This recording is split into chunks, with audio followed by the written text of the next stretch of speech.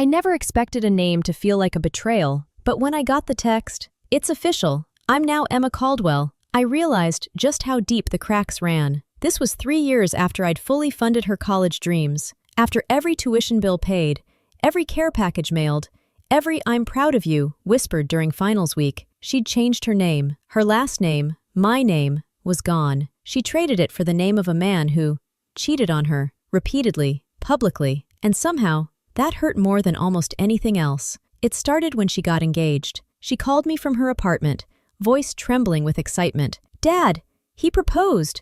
At sunrise, on the beach.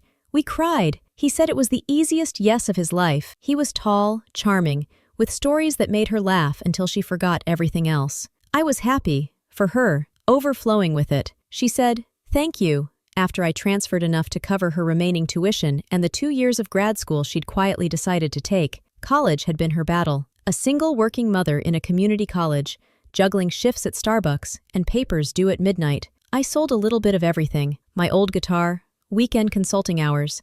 To make it happen, I didn't think twice, because she was my daughter. That was the promise. Then came the wedding, a small ceremony in California, just family, friends, and the sound of waves behind them. She wore a lace dress that looked like it was made of sunlight. He looked like a movie star standing next to her. When we kissed before I walked her down the aisle, she squeezed my hand and whispered, "You gave me the world, Dad." I let her believe that was enough. A year later, I got a message. "Dad, something's wrong. I'm confused." It was vague. She sounded distant. I brushed it off. Doubt shrank in my chest. Then came the lawyer. A contract. A name change. Suddenly, I was seeing Emma Caldwell, not her father's daughter. I confronted her on FaceTime. "Why?" Her eyes flickered. "Dad, it's just easier." "Easier for who?" She glanced away. "But I thought, I'm her husband's name now. And you paid for education you didn't finish." She grew silent. "Dad," her tone. It shifted. From that moment, everything changed. Our Sunday calls turned thin. Birthday cards were signed formally. Holiday visits scheduled. Never spontaneous. I watched her slip away into a life I paid for, but no longer had a name in. I tried to reason with her. "Name's not just letters, Emma," she said. "And you're being selfish." I didn't expect that word. Selfish. I laid awake for nights, felt my heart hollow out. All that money, all the sacrifice.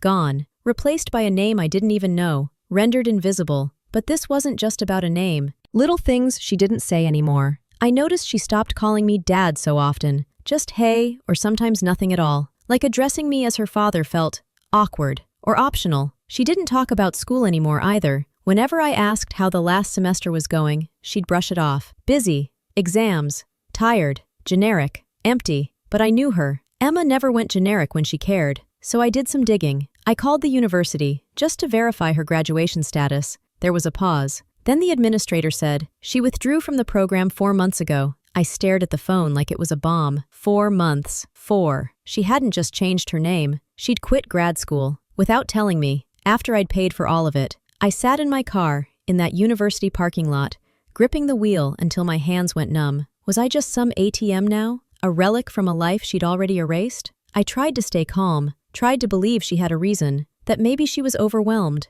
maybe she was depressed, maybe she was just lost. But none of those things required hiding the truth. So that night, I called again. No FaceTime this time, just voice. I needed to hear her.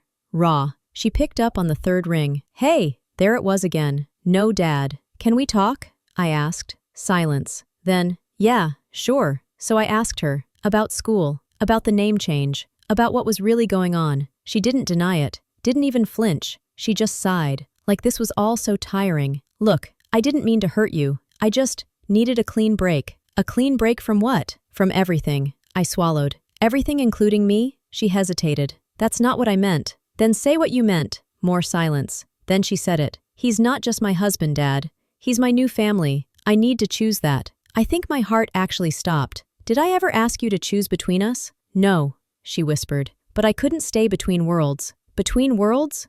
"I'm your father. I raised you alone for 12 years.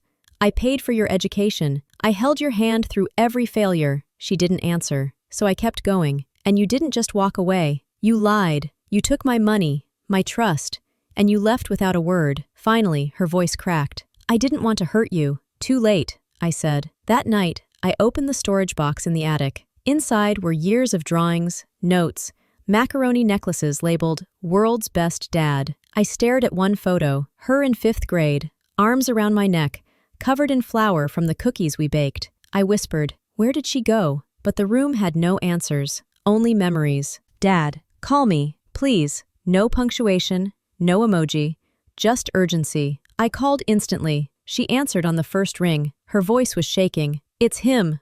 I think he's cheating." Of course he was. I didn't say it, but I thought it, loud. She kept talking. "He's been disappearing at night. He says it's work, but I checked his email.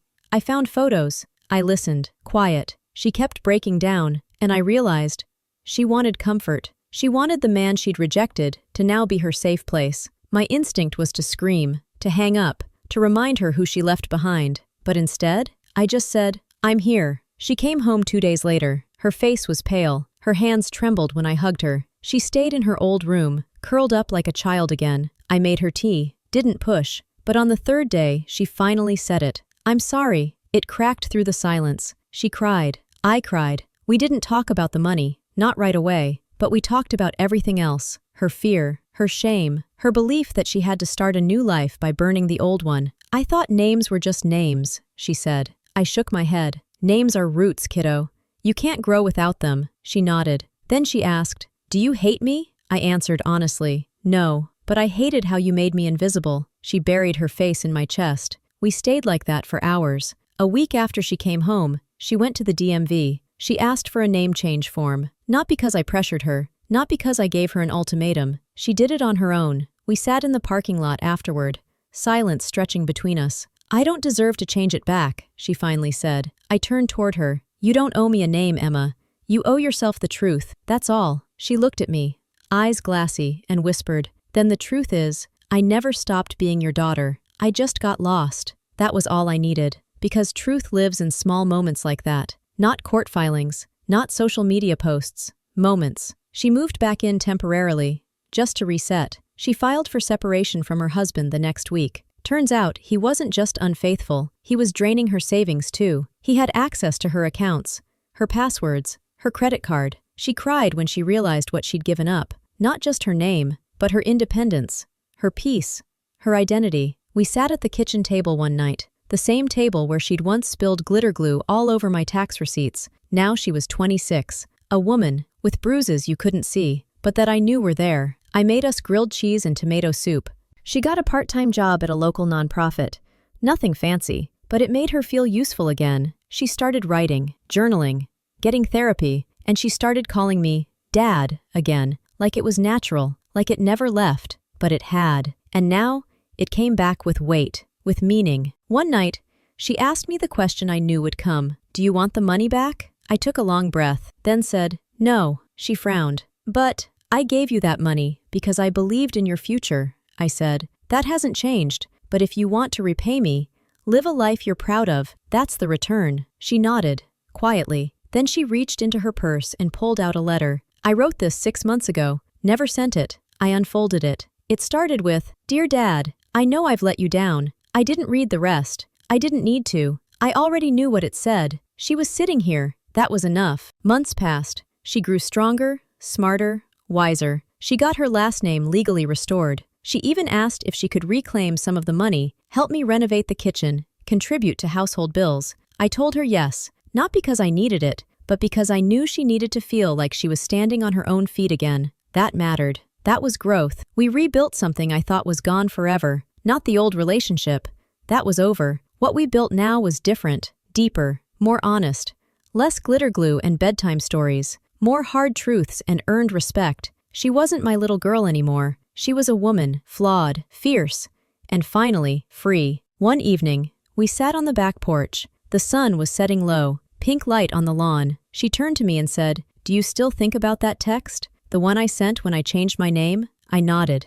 Every now and then, she looked down. "I hated myself for that." "You were finding yourself," I said. "I hurt you." "Yeah," she bit her lip. "Do you forgive me?" I didn't answer right away. I just said, "You're here, aren't you?" She nodded. "That's what matters." A name can hurt, but forgiveness heals. Not because it forgets the wound, but because it chooses love anyway. And I chose it, over bitterness, over pride, over pain.